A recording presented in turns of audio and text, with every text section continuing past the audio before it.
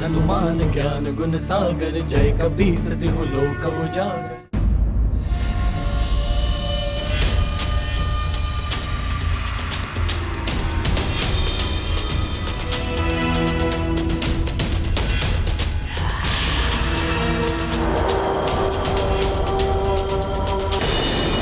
हनुमान, शनिदेव और स्वामी के मध्य कुछ वाद विवाद हो गया था, जिस कारण स्वामी चंद्रलोक से कहीं दूर चले गए। शनिदेव की दृष्टि का आंशिक प्रभाव पड़ चुका है उन पर।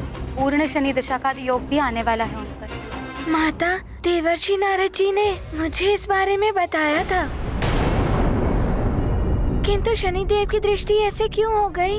वो उसके कारण किसी को देख भी नहीं पाते होंगे। पुत्र हनुमान, शनिदेव की पत्नी ने स्वयं ही उन्हें ये शाप दे दिया था। क्या शनिदेव जैसे न्याय के देवता के साथ ऐसा अन्याय हुआ? कैसे हुआ ये? मैं बताती हूँ पुत्र हनुमान। बहुत समय पूर्व की बात है। एक दिन शनिदेव की पत्नी चित्रधांशा अपने भवन में बैठी श्रृंगार कर रही थी।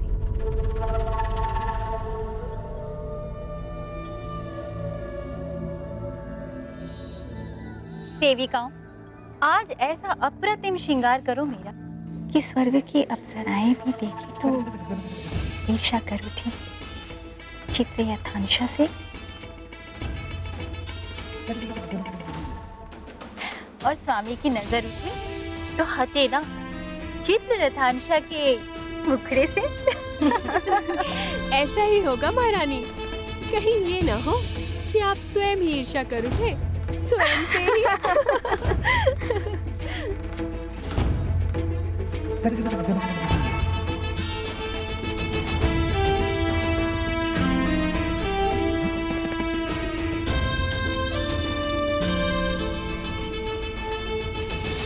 महारानी जी, आज तो आपके केशों में उलझ कर रह जाएंगे महाराज शनिदेव। तन सुंदर, मन सुंदर, नैन सुंदर। महारानी जी, पद्मिनी हो या चित्रुणी, आपके रूप के समक्ष सभी लजा जाएंगे आज। महारानी चित्ररथांशा, मुझे तो भय है कि यदि एक बार महाराज शनिदेव की दृष्टि आपके मुखड़े पर पड़ी तो कहीं अपना सद्बुद्धि ना खो बैठे।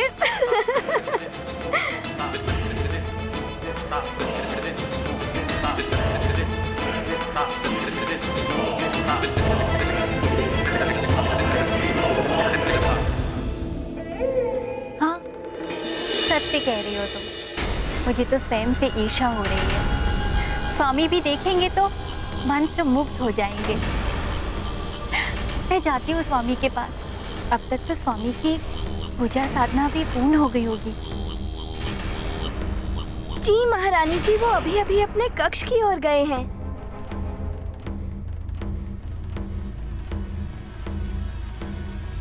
ओम विष्णवे नमः।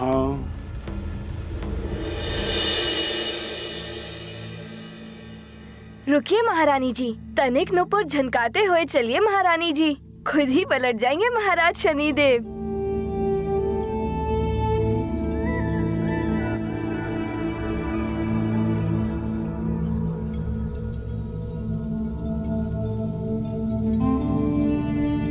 ओम विष्णवे नमः।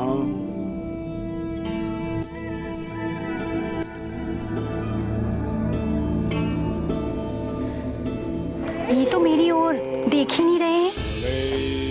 सामने आती हूँ स्वामी के। आज तो स्वामी अपनी दृष्टि मेरे मुखड़े से हटा ही नहीं पाएंगे।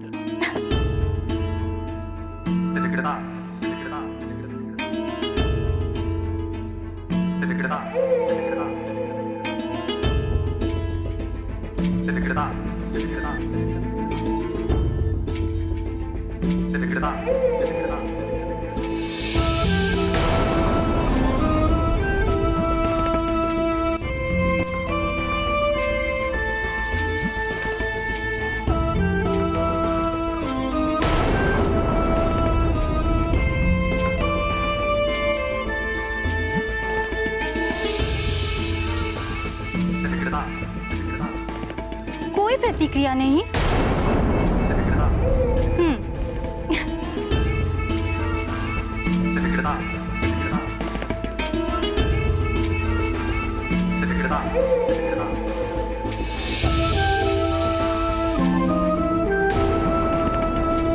श्रृंगार किया है विशेष।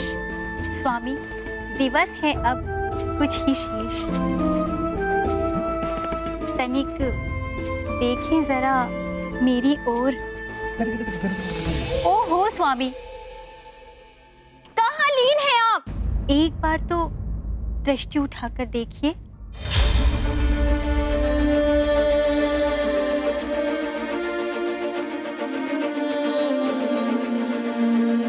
स्वामी, आपकी पूजा तो समाप्त हो गई है, फिर भी आप ध्यान में लीन हैं क्या? ओम विष्णवे नमः। महारानी चित्ररथांशा, मुझे तो भय है कि यदि एक बार महाराज शनिदेव की दृष्टि आपके मुखड़े पर पड़ी तो कहीं अपना सद्बुद्धि ना खो बैठे। स्वामी, आपकी चित्ररथांशा आपके समक्ष है। देखिए मेरी ओर, कैसी दिखाई दे रही हूँ?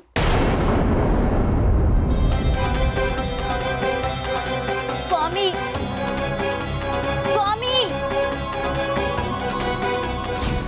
मैंने आपके लिए आज ये विशेष श्रृंगार किया है। एक बार दृष्टि डाल दीजिए अपनी मेरी ओर। आपको कुछ सुनाई दे रहा है स्वामी? मैं कब से पुकार रही हूँ आपको। स्वामी, मेरी ओर दृष्टि उठाकर तक नहीं देखा आपने। आप मेरे सौंदर्य का अपमान कर रहे हैं। व्यर्थ हैं आपके ये नेत्र जो आप अपनी प्रेममयी स्त्री की ओर भी ना उठा सके। अब से आप मेरी ओर तो क्या, किसी अन्य की ओर भी अपनी दृष्टि उठाकर नहीं देख सकेंगे। मैं चित्ररथांशा आपको श्राप देती हूँ।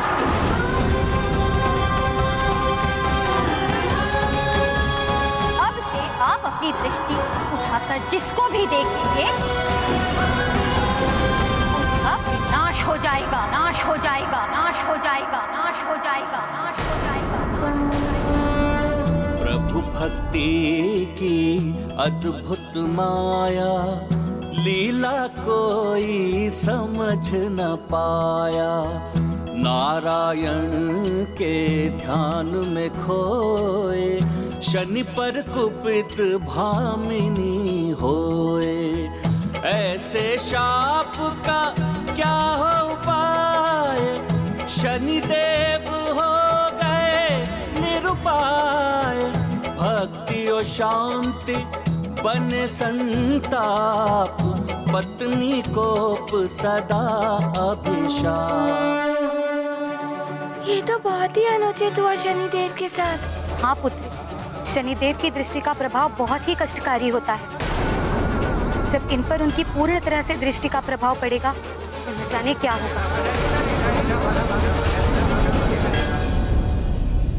स्वामी, शनिदेव की पत्नी ने शनिदेव को इस प्रकार का श्राप देकर सबके साथ साथ स्वयं के लिए भी संकट उत्पन्न कर लिया। हाँ प्रिय, पति पत्नी दाम्पत्य जीवन रूपी रथ की दो धुरी हैं। किसी भी प्रकार से यदि एक धुरी को क्षति पहुंचती है तो रथ लड़खड़ा जाता है। परिस्थिति कोई भी हो, पति पत्नी को आपस में कोई भी ऐसा कृत्य नहीं करना चाहिए जिससे उन्हें हानि पहुंचे, अपितु एक दूसरे के लिए सदैव मंगल कामना ही करनी चाहिए। ये कैसी ध्वनि है? माता, प्रतीत होता है ये कोई राक्षस की ध्वनि है। हाँ अनुमान, राक्षस अमृत के मोह में यहाँ तक आए होंगे। आवाज भी उसी ओर से आ रही है।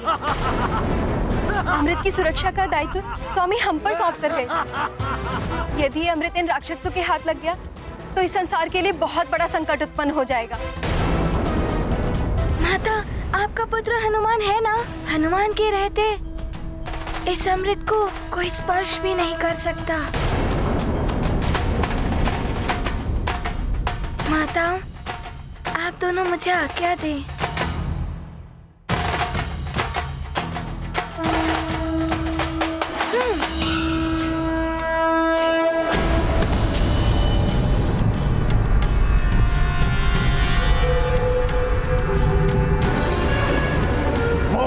रखा है अमृत कलश। चलो। रुक जाओ राक्षसों, आगे मत बढ़ना, अन्यथा तुम्हारी मृत्यु निश्चित है। मृत्यु हमारी नहीं, तुम्हारी होगी मूर्खों। तुम तो क्या, तुम्हारे चंद्रदेव भी हमें नहीं मार सकते। हट जाओ हमारे मार्ग से। आक्रमण!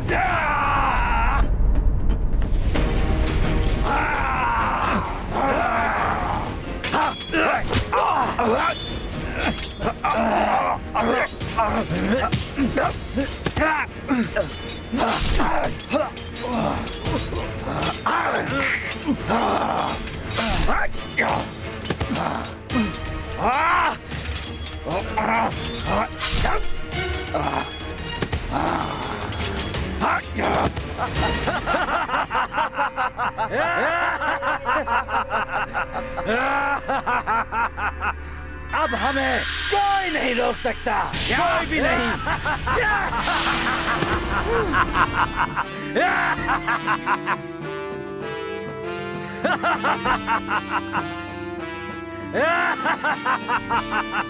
हनुमान रोकेगा तुम सबको।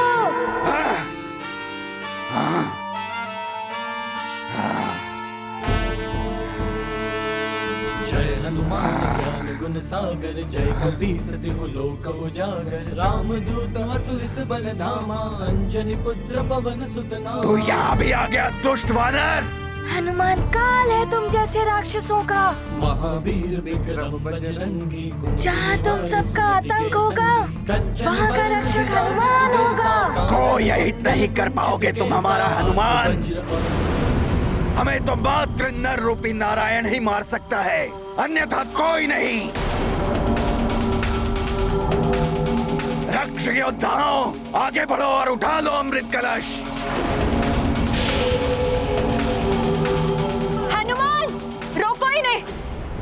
यदि अमृत कलश इनके हाथ लग गया तो बहुत बड़ा अनर्थ हो जाएगा।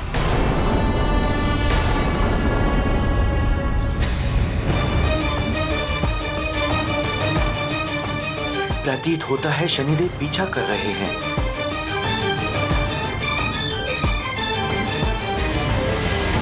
मुझे ऐसे किसी स्थान पर जाना होगा जहां शनिदेव ना पहुंच सके, ना ही उनकी दृष्टि मुझ तक पहुंच पाए। चंद्रदेव!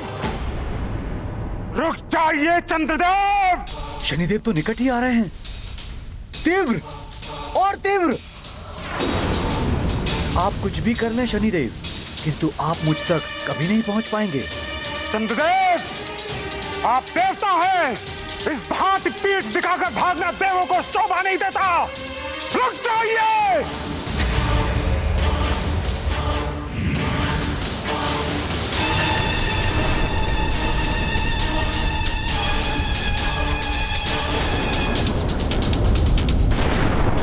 नारायण नारायण, कैसी विचित्र स्थिति है। सृष्टि के विनाश की किसी को चिंता ही नहीं है। एक देव ने अभिमान किया तो एक देव कुपित हो उठे और दुष्परिणाम भोगना पड़ रहा है सृष्टि को। नारायण नारायण।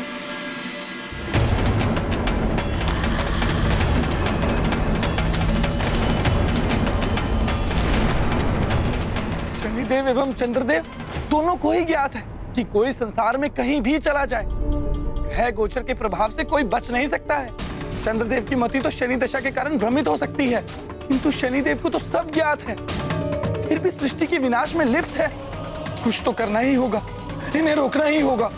नारायण नारायण। ये दृष्टि और उग्र होती जा रही है, वेग और बढ़ाना होगा। तेज और बढ़ाओ।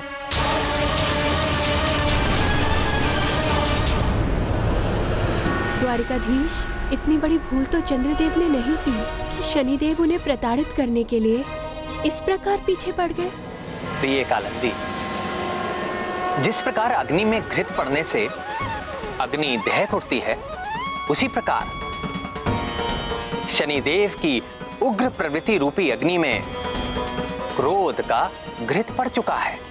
क्रोध ने शनिदेव के विवेक को हर लिया है। वो न्याय और अन्याय की परिभाषा भूल चुके हैं, इसीलिए ना तो उन्हें सृष्टि का विनाश दिखाई दे रहा है और ना ही अमृत की कोई चिंता है।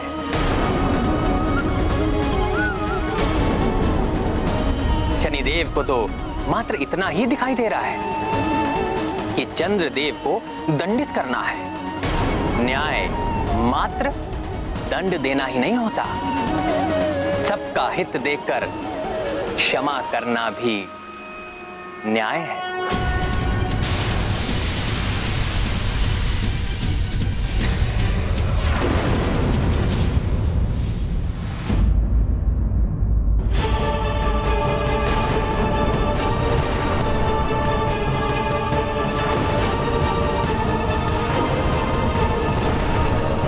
आकाश में हर ओर अग्नि और विस्फोट, मेरा पुत्र किसी संकट में ना आ जाए। कुछ तो बहुत ही अनिष्टकारी घटित हो रहा है वहां पर, और मैं मात्र देखने के अलावा कुछ नहीं कर पा रहा हूं। पूर्ण आकाश में जैसे अग्नि भर उठी हो। हे ईश्वर, हमारे हनुमान की रक्षा करना।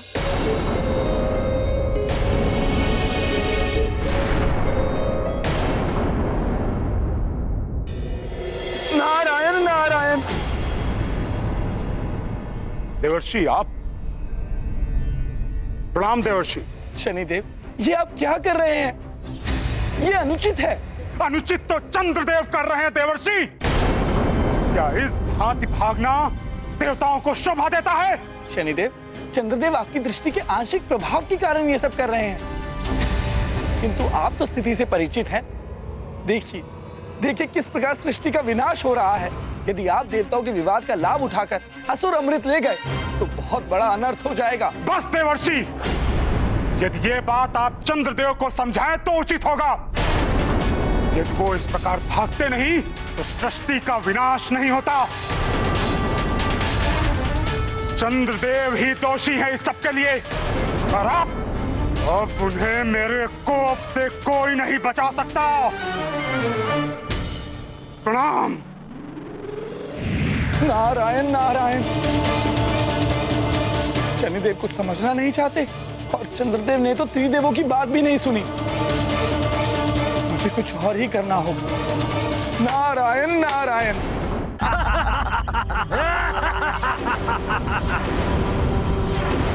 माता रोहिणी,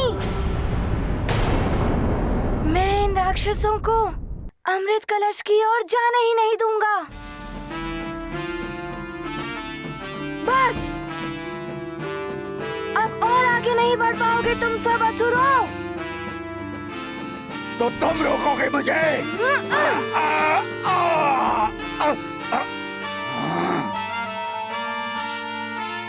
दुष्ट वानर, मैं तुझे छोड़ूंगा नहीं।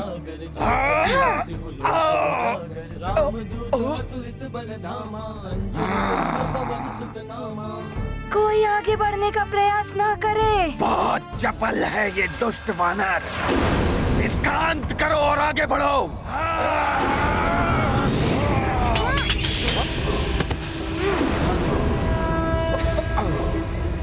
मैं यहाँ हूँ।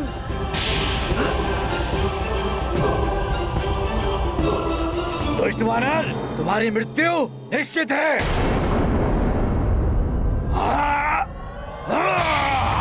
हनुमान!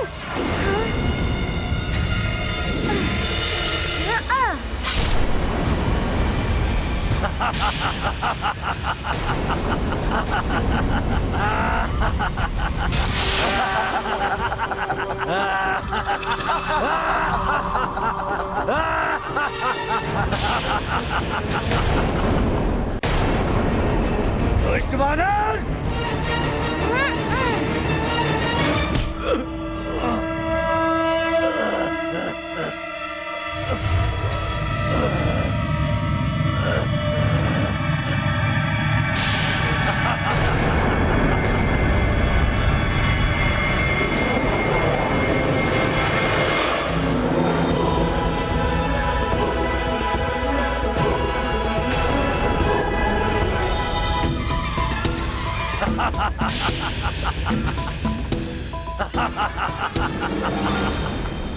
मेरा अंत तुम्हारे वश में नहीं है वानर। तुम तो क्या, कोई भी मेरा हित नहीं कर पाएगा।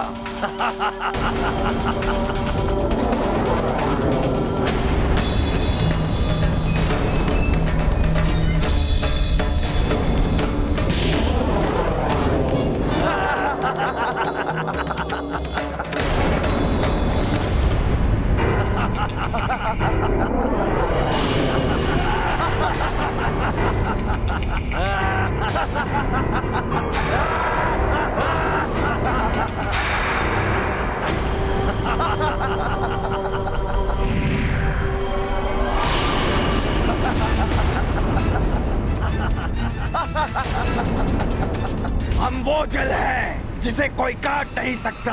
हम वो वायु हैं जिसके कोई टुकड़े नहीं कर सकता। हे महादेव, हे भोलेनाथ, मेरा पुत्र अपनी माँ के व्रत को पूर्ण करने के उद्देश्य से चंद्रलोक की ओर गया है। तो न जाने वहाँ क्या घटित हो रहा है। मेरे पुत्र की रक्षा कर, उस पर कोई संकट ना आ जाए, वो सकुशल हो।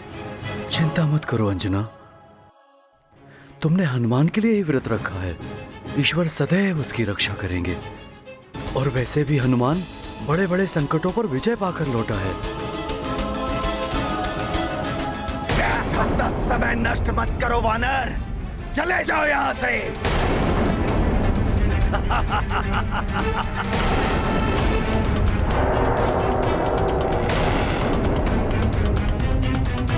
मेरे समक्ष तो विकट परिस्थिति उत्पन्न हो गई है। एक ओर तो ये राक्षस परास्त नहीं हो पा रहे, दूसरी ओर चंद्रदेव का कुछ ज्ञात नहीं। अब माँ का व्रत कैसे पूर्ण होगा।